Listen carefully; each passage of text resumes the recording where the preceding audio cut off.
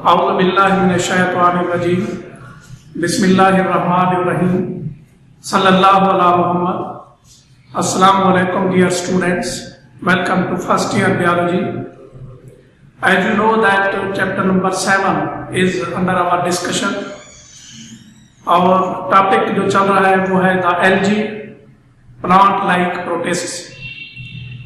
algae plant like protists, ये topic हमारा chapter number 7 का चल रहा है। इसका सब टॉपिक है जुगलिनाइड्स। एल्गी को मुख्तलिफ ग्रुप्स में डिवाइड किया गया है and one of those groups are जुगलिनाइड्स।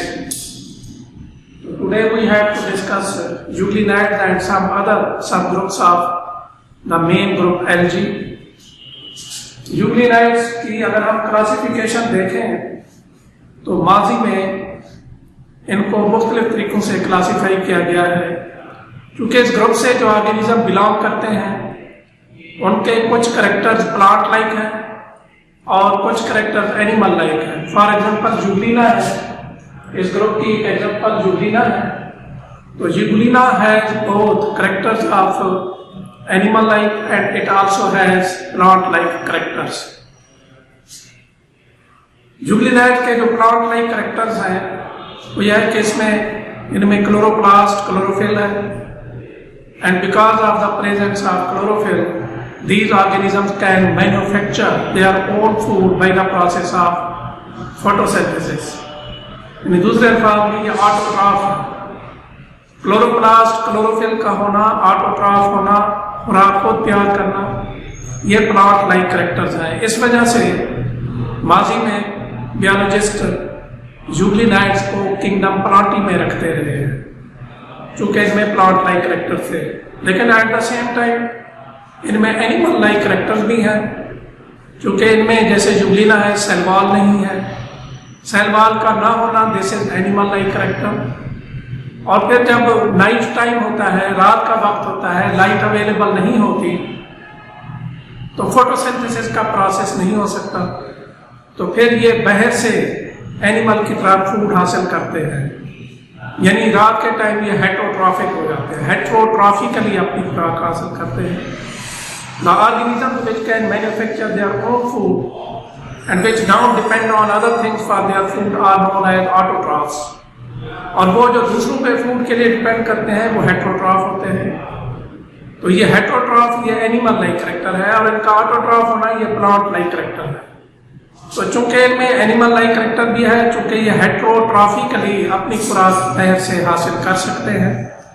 और जुगलिनाइड ग्रुप की कुछ स्पीशीज तो ऐसी हैं कि वो ऑलवेज कलरलेस हैं, यानी उनमें क्लोरोफिल नहीं है, ग्रीन पिगमेंट, और वो हेटरोट्रॉफिक है, हमेशा है हेटरोट्रॉफिक है और कलरलेस है।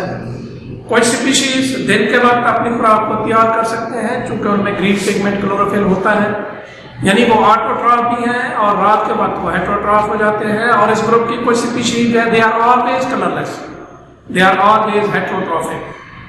तो चूंकि इनमें एनिमल लाइक कैरेक्टर भी हैं, प्लांट लाइक कैरेक्टर भी हैं, तो माजी में बियोलॉजिस्ट इनको किंगडम प्लांटी में और एनिमल लाइक कैरेक्टर होने की वजह से इनको किंगडम एनिमेलिया में रखते रहे हैं। लेकिन अब जो है इनको किंगडम प्रोटिस्टा या प्रोटोक्टिस्टा में रखा गया है और इसके मेजर ग्रुप एल्गी में रखा गया है जुगलिनाइड्स। तो ये इस तरीके से kingdom in the past they were place in the kingdom Plantae as well as in kingdom Animalia. और इनका अगर हम मॉलिक्यूलर डेटा देखें, इनके मॉलिक्यूल्स को स्टडी करें तो they have close resemblance with zooflagellates. On the basis of molecular data they are closely related to zooflagellates. Or now they have been placed in kingdom protista or protoctista, but in the past, because of their similarity both with the plants and animals, they were placed in kingdom plantae as well as animalia. Next subgroup है algae का, वो है brown algae. Brown algae और giants are the protist kingdom. Giants mean big in size. Kingdom protista के organism जो size में big है वो ब्राउन एल्गी है, इसलिए हमको कहा गया they are giants of the protist kingdom. Brown algae multicellular है और इनका जो साइज है वेरी करता है। कुछ स्पीशीज ऐसी हैं कि they are a few centimetre in length, तो कुछ स्पीशीज ऐसी भी है कि उनकी लेंथ 75 मीटर होती है। So brown algae are giants of the protist kingdom because they are big in size. They are multicellular, and so far as their size is concerned, they show variation. Their length varies from a few centimeters to 75 meters. Brown algae में जो biggest algae आते हैं, they are kelps. So kelps are the brown algae. और kelps जो है ये tough होते हैं, leathery होते हैं, यानी सख्त होते हैं और leathery thick होते हैं. kelps में 3 important parts हैं. इनका एक रूट-like part है, जिसे हम hold fast कहते हैं. hold fast anchorage attachment का काम देता है.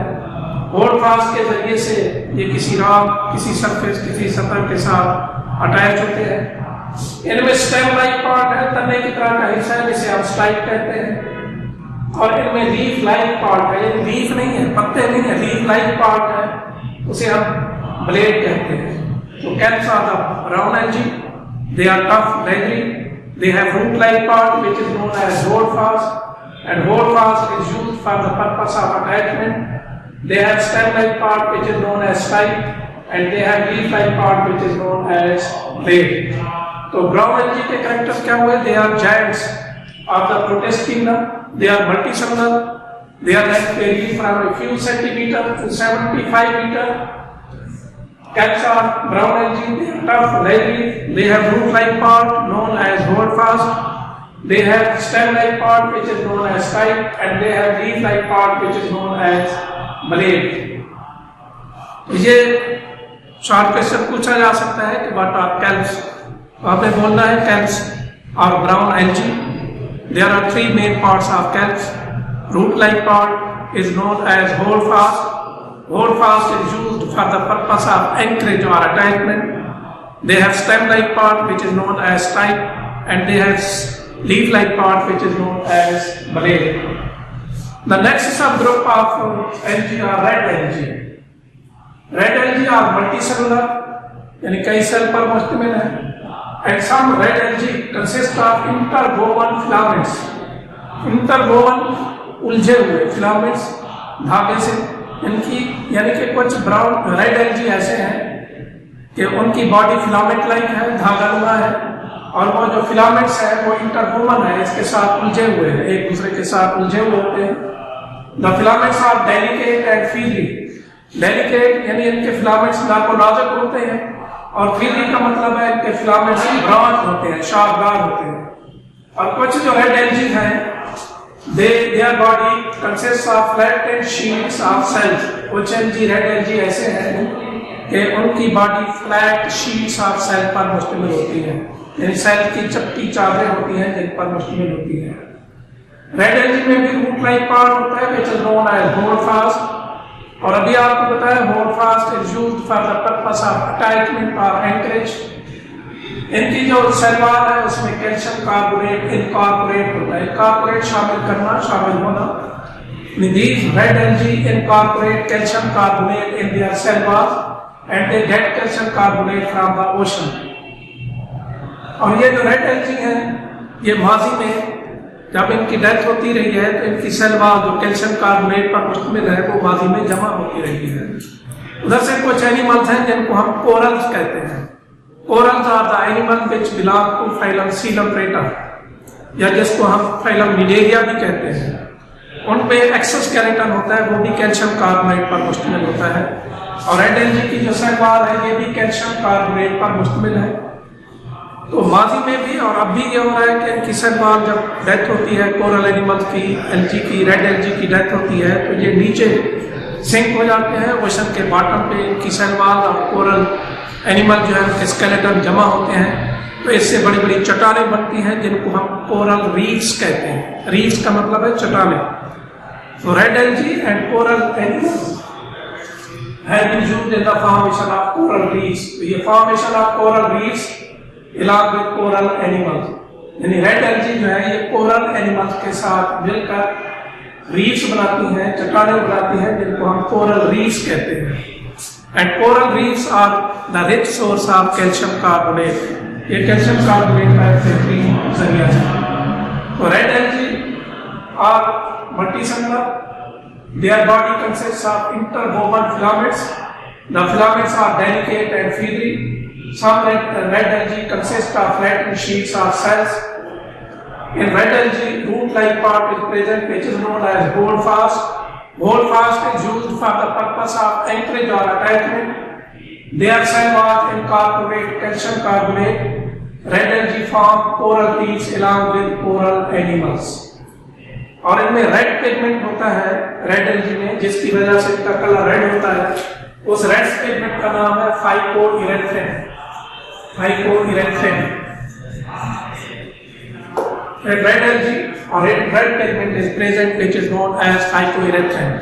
ये जब हमने क्लासिफिकेशन ऑफ एल्गी टॉपिक पढ़ा था तो उसमें हमने ये चीज डिस्कस की। नेक्स्ट जो ग्रुप है, सब ग्रुप, वो है green algae. Main group algae और उसका सब group green algae. Green algae जैसा कि इनके नाम से जाहिर है, में ग्रीन पिगमेंट क्लोरोफिल पाया जाता है और क्लोरोफिल ग्रीन पिगमेंट की वजह से they look green, that is why they are known as green algae. Green algae है similarity resemblance with the plants. अब इनकी प्लांट के साथ कौन कौन सी रिजेम्बलेंस है, किस लिहाज से कौन कौन सी सिमिलरिटीज हैं ग्रीन एल्गी और प्लांट्स के दरमियान। पहली बात, ग्रीन एल्गी और प्लांट्स दोनों में पिगमेंट्स एक जैसे हैं, दोनों में क्लोरोफिल ए, क्लोरोफिल बी और कैरोटीनॉइड पिगमेंट्स हैं। Both green algae and plants have similar pigments such as chlorophyll A, chlorophyll B and carotenoids. दोनों की सेल वॉल में सेलुलोज मौजूद है। The cell wall of green algae is made up of cellulose and in the cell wall of plants also cellulose is present. और दोनों में stored food, plants और green algae में stored food एक जैसी है, वो है starch. Both in plants as well as in green algae, the stored food, the result food is starch. इनकी RNA sequencing एक जैसी है। RNA आप जानते हैं, RNA is a type of nucleic acid. RNA stands for ribonucleic acid और nucleic acid की जो यूनिट है जिससे ये मिलकर बनते हैं वो हम न्यूक्लियोटाइड्स कहते हैं। न्यूक्लियोटाइड्स एक खास तरतीब से मौजूद होते हैं जिसको हम सीक्वेंस ऑफ न्यूक्लियोटाइड कहते हैं। सीक्वेंस का मतलब है तरतीब। अब आरएनए ग्रीन एल्गी में भी है, RNA is also found in green plants. अब ये जो आरएनए की सीक्वेंसिंग हम देखें, उसमें न्यूक्लियोटाइड की तरतीब देखें, तो इस लिहाज से भी ग्रीन एल्गी और प्लांट्स में सिमिलरिटी पाई जाती है। तो इस तरीके से एल्गी और प्लांट्स जो है they resemble with each other, they have similarities और इनकी सिमिलरिटीज की बुनियाद पर बायोलॉजिस्ट ये कहते हैं कि they originated in the past from the same ancestor. एक ही किस्म के आबो अजदाद से वजूद में आए और ऐसा ग्रुप ऑफ ऑर्गेनिज्म जिनकी ओरिजिन, जिनकी इब्तिदा एक ही हो, जो एक ही किस्म के एंसेस्टर से वजूद में आए हो, उसको हम कहते हैं monophyletic. Mono means one, phyletic means evolutionary, जिनका एवोल्यूशन एक ही एंसेस्टर से हुआ हो वो मोनोफाइलेटिक कहलाते हैं।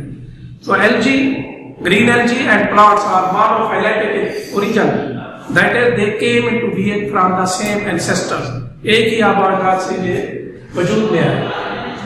ग्रीन एल्गी की एक एग्जांपल है chlorella. Chlorella is unicellular green alga. Alga लफ्ज सिंगुलर है, एल्गी प्लूरल। तो ये क्लोरेला है विच इज यूनिसेलुलर, एक सेल पर मुश्तमिल है। नॉन मोटाइल यानी हरकत नहीं कर सकता चूंकि इसमें लोकोमोशन या हरकत की स्ट्रक्चर्स नहीं है और ये ग्रीन एल्गा है। क्लोरेला को माजी में फोटोसिंथेसिस के एक्सपेरिमेंट्स में इस्तेमाल किया गया। इन the past chlorella was used in experiments of photosynthesis. आज हमारे पास फोटोसिंथेसिस के हवाले से जो नॉलेज है that because of research of chlorella. और क्लोरेला को इन्वेस्टिगेट किया जा रहा है कि इसको सोर्स ऑफ फूड के तौर पर इस्तेमाल किया जा सके। So it is also being investigated as alternative source of food. Food के एक मुतबादिल जरिए के तौर पर भी इस पे इन्वेस्टिगेशन का प्रोसेस, तहकीक का प्रोसेस जारी है। जैसे कि आप देखते हैं कि the population of the world is increasing very fast और जो फूड रिसोर्सेज हैं वो लिमिटेड हैं, तो जो रिवायती सोर्सेज ऑफ फूड है उन पे हम डिपेंड करें तो वो काफ़ी नहीं होगा। इसलिए दूसरे ऑर्गेनिज्म पे भी रिसर्च करनी चाहिए कि आया वो फूड के तौर पर इस्तेमाल हो सकते हैं या नहीं। तो nowadays chlorella is being investigated as an alternative source of food. तो जो सब ग्रुप्स मेन ग्रुप एलजी के हमने डिस्कस किए उसमें यूग्लिनाइड्स, ब्राउन एलजी और रेड एलजी और next green LG. In the end, a little request to subscribe the channel so that you may receive the upcoming videos without any delay. We see in the next video. Until that, Allah Hafiz.